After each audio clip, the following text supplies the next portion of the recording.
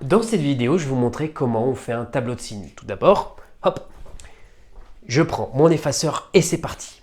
Alors, pour faire un tableau de signes, on veut chercher le signe de ça. Il faut regarder de quelle forme est ma fonction. Ici, ma fonction est un produit. Alors, si tu regardes cette vidéo, c'est sans doute que tu es soit en seconde, soit en première, ou au maximum en terminale. Donc ça veut dire que les fonctions que tu vas rencontrer, quand on va te demander son signe, ça veut dire qu'elle est sous forme factorisée. Si elle est sous forme factorisée, ça veut dire qu'elle est sous forme de produit ou de quotient. Mais on va voir le cas où c'est un quotient juste après. Quand on est en présence d'un produit, étudier le signe d'un produit, ça revient à étudier chacun des animaux. Pourquoi? Tout simplement la règle des signes. Plus par moins, ça fait moins. Moins par moins, ça fait plus. Moins par plus, ça fait moins. Plus par plus, ça fait plus. Donc, si j'étudie le signe de chacun des trucs, et je me dis, ok, ça c'est moins, ça c'est moins, ça c'est moins, eh bien le produit de tout sera moins. Donc c'est pour ça qu'on va étudier chacun des membres du produit, pour avoir le signe de la fonction au final. Ce qui veut dire qu'on va étudier lui, lui et lui séparément. Vous connaissez la chanson, un produit de facteurs est nul si et seulement si au moins l'un de ces facteurs est nul. Qu'est-ce que ça veut dire? Quand je vais étudier ça égal à 0, ça veut dire que je vais étudier lui égal à 0, lui égal à 0 et lui égal à 0. C'est parti. X carré moins 1 égale à 0 ou x plus 3 égale à 0 ou moins 6x moins 5 est égal à 0. Je vais étudier chacun des termes est égal à 0 et une fois que j'ai les solutions, on va les placer dans un tableau dans l'ordre croissant. Ça, c'est un polynôme du second degré, deux solutions, parabole, a carré moins b carré, identité remarquable, x moins 1, facteur de x plus 1 égale à 0. Ça veut dire que soit x égale 1 ou x égale à moins 1. Ensuite, pour résoudre ça, c'est une équation du premier degré. Vous remarquez déjà, je vous ai mis des équations relativement simples à résoudre, parce que le but ici, ce n'est pas de résoudre des grosses équations, le but c'est de comprendre le cheminement. Comment on fait un tableau de signes? Vous résolvez chacune des équations, vous trouvez les x solutions de ces équations-là, et vous gagnez. Ici, moins 5 passe de l'autre côté, devient plus 5, je divise par 6, par moins 6, donc ça fait moins 5 sixièmes. Voilà, maintenant on les place dans un tableau. C'est parti. On fait le tableau ici. Voilà. Vous mettez x, vous mettez moins l'infini, plus l'infini. Alors, je vous fais la méthode générale. Vous mettez ça dans 90% du temps, et après, vous spécifiez en fonction de votre exercice. Si votre exercice, vous travaillez sur 3 plus l'infini, eh bien au lieu de mettre moins l'infini plus l'infini, vous mettez 3 plus l'infini. Même si je vous recommanderais de le faire de manière générale, comme ça vous ne vous embrouillez pas, et ensuite, vous faites suivant ce que l'exercice vous demande. Ça permet de ne pas s'embrouiller. La méthode générale permet de ne pas s'embrouiller. Ensuite, vous resserrez votre étau. Comme ça, si vous le faites là-dessus et qu'on vous demande de regarder que là, vous l'avez fait pour tous, qui peut le plus, peut le moins. Je place mes valeurs du plus petit au plus grand. Moins 3, ensuite, moins 1, moins 5 sixièmes et 1. Je vais mettre plus l'infini ici. J'écris chacun des membres et c'est là où la magie va opérer. Nous avons fait 70% du travail quand même.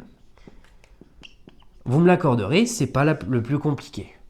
Après, bien entendu, il faut être vigilant parce que là, il y a bien de quoi se tromper. Et la dernière, toujours pour f de x. Ensuite, vous placez sous les valeurs remarquables, vous tracez les traits jusqu'en bas. Je veux rien savoir.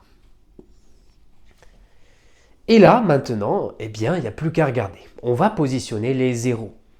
X carré moins 1, où est-ce qu'il fait 0? On l'a déterminé juste ici, au-dessus. Il fait 0 en 1 et moins 1. En moins 1 et en 1, je mets donc des zéros. X plus 3 fait 0 en moins 3. X plus 3 fait 0 en moins 3. Boum. Moins 6x moins 5 fait... moins 6x moins 5 fait 0 en moins 5 sixièmes. Moins 6x moins 5 fait 0 en moins 5 sixièmes. Et là, on va pouvoir gagner. X carré moins 1, vous remarquez ce que c'est. X carré moins 1, c'est une parabole, c'est un polynôme du second degré. Qui dit second degré dit parabole. Je vous la dessine rapidement. Moins 1, 1, et elle fait comme ça. C'est une parabole qui est contente. Pourquoi elle est contente? Parce que le coefficient qu'il y a devant le x carré est positif. Vu qu'il est positif, elle va aller vers le haut. Descendre, remonter. Pas plutôt dans votre sens, descendre et remonter. Donc si elle descend, elle remonte. Ici, elle est positive, tandis qu'ici, elle sera négative. À l'intérieur des racines, elle sera négative. Moins, moins, plus. Il faut toujours se demander à quoi elle correspond, la fonction qu'il y a là. Vu que c'est un polynôme du second degré, c'est une parabole, eh bien il suffit de savoir si elle est contente ou pas contente. En fonction du signe de ce qu'il y a devant le x carré, si c'est positif, contente, donc ce sera plus à gauche et à droite des racines. Et si c'est négatif, ce ne sera pas contente, du coup ce sera dans l'autre sens. Si nous avions eu ça, par exemple, eh bien nous aurions eu négatif et à l'intérieur, ici, on aurait eu positif. Alors, x plus 3 maintenant. X plus 3, je vous fais le dessin. X plus 3, eh bien c'est du premier degré. X plus 3, c'est une droite affine pour être précis. Et en moins 3, elle fait 0. Donc ma droite, ici, est croissante. Qu'est-ce qui fait que ma droite est croissante? Toujours pareil. Ce qu'il y a devant le x, c'est 1. Vous remarquez automatiquement que ma droite, à gauche de moins 3, elle est sous l'eau, elle est sous le niveau du x, donc elle est négative. Et à gauche, elle est négative. Et à droite, elle sera au-dessus, donc positive. Donc je mets moins à gauche et plus à droite. De manière générale, vous regardez le signe du coefficient directeur et vous le mettez à droite. Ici, le signe c'est moins 6, enfin le signe c'est moins, parce que le coefficient directeur vaut moins 6. Ça signifie que là, en moins 5 sixièmes, donc par ici, moins 5 sixièmes, eh bien ma fonction fait comme ça. Elle est positive ici, on est au-dessus, et là, on est en dessous. Moins. Ça veut dire quoi? Ton coefficient directeur est négatif. Quand ton coefficient directeur est négatif, ça veut dire que la tendance générale, elle est vers le fond. Elle est vers le moins. Donc ça veut dire que quand on est au plus on va de l'autre côté, au plus on va vers plus l'infini, au plus elle devient négative. Boum, boum, plus, plus, plus. Et là, il n'y a plus qu'à quoi? Moins par plus, ça fait moins par plus. Ne jamais vous embrouiller là-dessus. Vous regardez le nombre de moins. Il y a moins, il y en a un, vous mettez moins. S'il y a un nombre pair de moins, vous mettez plus. S'il y a un nombre impair, vous mettez moins. Il y en a un, j'en mets moins. Il y en a deux, c'est pair, c'est plus. Il y en a un, j'en mets moins. Ensuite, je place les zéros et on a terminé. C'est juste ça le tableau de signes. Alors, juste ça quand on a un produit. J'attire votre attention maintenant sur le prochain exemple. Alors, je vais effacer, je ne sais même pas si je vais le cut. Un peu plus compliqué cette fois-ci. Allez, 3x au carré moins 3x au carré plus 27. 3x moins 3x plus 8 sur x moins 7 et moins 3 moins x. Non, pas moins 3 moins x, moins 3 moins 2x. Voilà. Nouveau problème, nouvelle fonction. Ici, on a une fonction qui est un quotient et vous allez voir que les quotients, ça fonctionne pareil que la multiplication. Pourquoi? Parce que tout simplement, diviser, c'est multiplier par l'inverse. Donc en fait, en réalité, nous avons le même cas, les mêmes méthodes. Sauf qu'il y aura un petit truc de Marlou que je vais vous expliquer en fin de vidéo. Alors, on va résoudre lui égale à 0, lui égale à 0, lui égale à 0, lui égale à 0. Il n'y a rien qui change. Moins 3 x carré plus 27. Voilà. Donc là, j'ai fait exprès de faire le petit Marlou. Ça nous fait 27 moins 3 x au carré égale 0. Égale 0. Vous divisez par 3, ça fait 9 moins x carré égale à 0. Ça fait 9 moins... Alors ça nous fait 3 moins x facteur de 3 plus x. Identité remarquable, a au carré moins b au carré. Ça fait x et... Ça fait x égale 3 ou x égale à moins 3. Next. Moins 3x plus 8 égale à 0. Ça fait que x égale moins 8 sur moins 3, 8 tiers. Et l'avant-dernière, pardon, x moins 7 égale à 0, ça fait que x égale à 7. Et ensuite, moins 3 moins 2x, ça fait égale à 0. Ça fait que x égale moins 3 sur 2. 3 demi. Je vous conseille toujours de les mettre sous forme de fraction. Et si vous ne savez pas lequel est le plus grand, vous écrivez sous forme d'entier, sous forme décimale, pardon. Alors, maintenant, je mets toutes les valeurs dans le tableau. Rien n'a changé. Hop. Vous mettez x, moins l'infini, plus l'infini. Vous les classez par ordre croissant.